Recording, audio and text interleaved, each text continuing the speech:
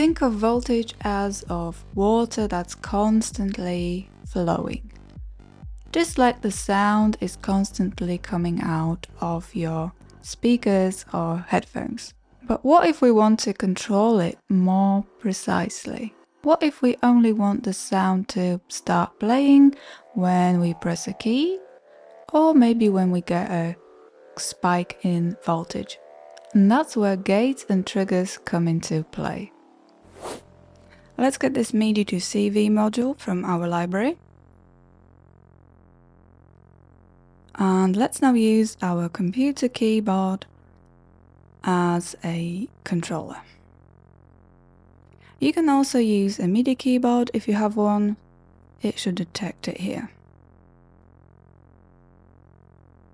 Let's first connect this output called volt per octave into the volt per octave on our oscillator. And this connection will ensure each key press will correspond to a specific pitch.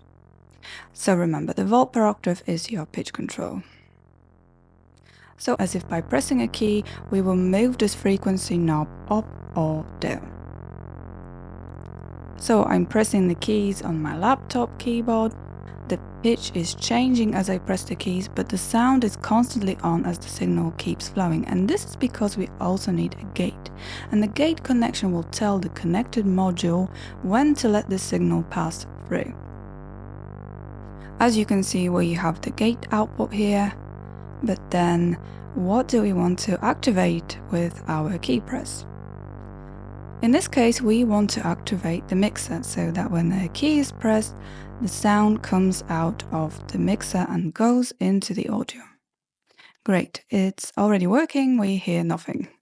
I connected the gate output to the control voltage, or CV for short, on our first channel on the mixer. And now when I press the key, this channel turns on. We hear a sound. And if I hold the key, the sound stays on until I release this key.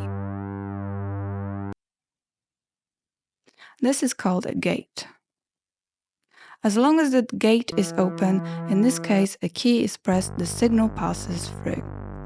You can see the light on the gate output also stays on when a key is pressed.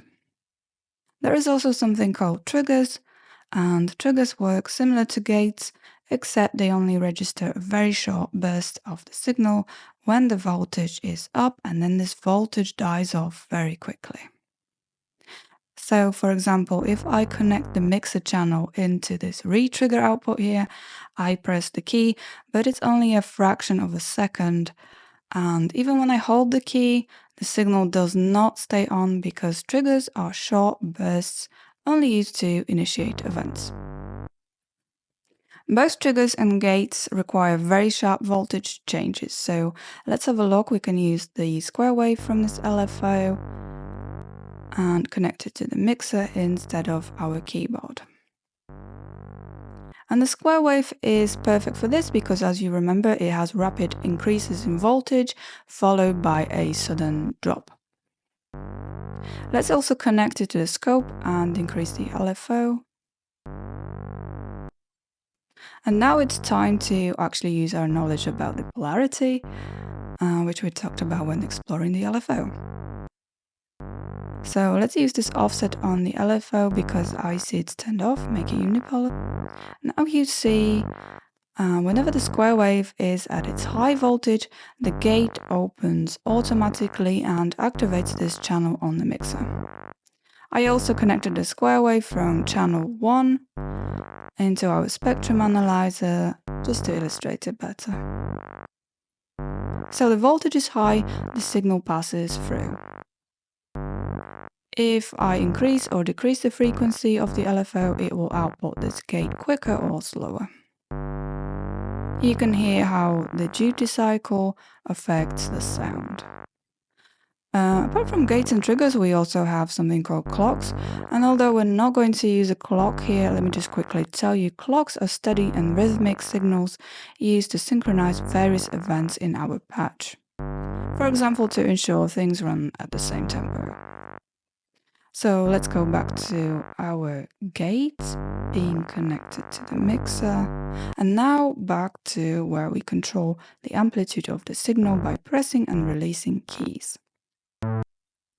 So now you know the MIDI to CV module can provide you with a quick playing keyboard to control your patch. Let's move on to shaping this sound further.